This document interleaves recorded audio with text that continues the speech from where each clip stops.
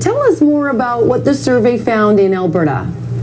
Sure. Well, we've done a comprehensive research report on workers' compensation systems across Canada. And here in Alberta, we are actually performing right in the middle of the pack, quite mediocre, really. And that's concerning. Alberta does well in some areas. There's 7 areas in total on things like cost of premiums, the financial sustainability of the systems, claims management, and customer service, for instance. And there's 35 sub-indices below that. And Alberta does well on some areas, for instance, cost of premiums. The premiums here compared to many provinces are quite low, but on many other areas we're doing quite poorly, including customer service, claims management, and long-term financial sustainability of the board. And on long-term financial sustainability, it's not a matter of being underfunded, it's a matter of being overfunded, that the amount of assets far exceeds the liabilities that are being incurred, and that really means over taxation, that those levies, those premiums are higher than they ought to be, and so there's still some work to be done by the board here on that front. Have you had any challenges to the findings? Defend the review for us. Why should Albertans believe it's accurate and fair?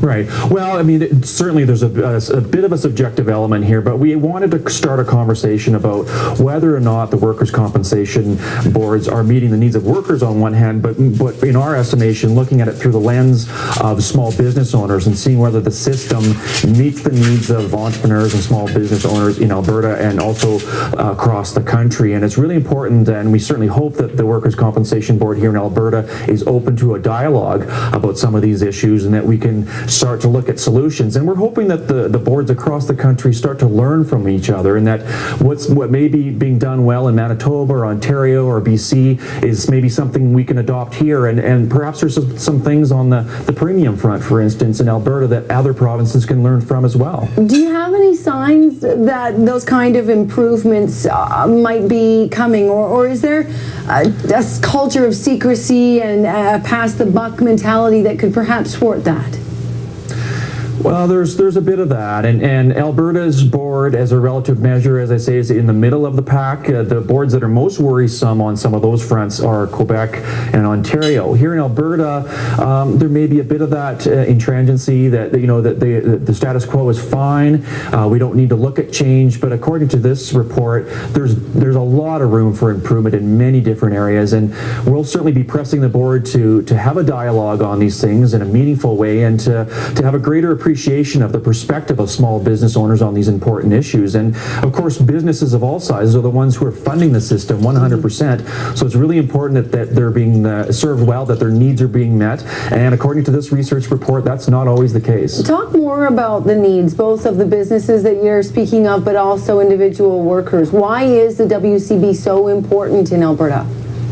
Well, it's very important to have an insurance system in place, so when a worker is injured or is sick, that there's income replacement, that it's also really important that there's safety programs in the workplace. It makes sense to have this sort of system in place, but because it's being entirely paid for by the business community, it needs to reflect the needs and the perspective of those groups, those individuals as well. I mean, it's important that we protect worker safety, obviously, and take care of workers, and especially when they're sick or injured, but also the system has to reflect administratively in terms of being responsive.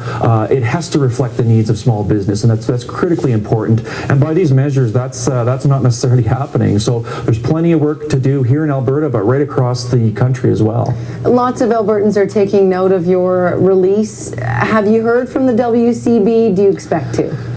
Well, we haven't heard yet, but we're hoping and expecting that we will hear from them in short order, and we're certainly open to a dialogue on some of these issues. And there are some other things that not just the WCB can look at, but the provincial government more broadly. For instance, on the show previously, I've talked about having not just a workers advocate for the system, but also an employers advocate, which is what exactly happens in Ontario, Nova Scotia, and many other provinces.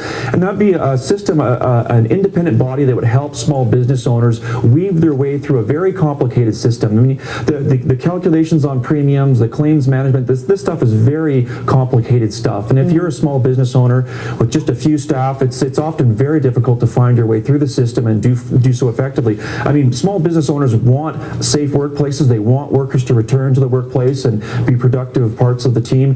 But you know, at the end of the day, the small business owner is sometimes overwhelmed with the system, just the sheer magnitude of all the rules and regulations related to how this thing operates.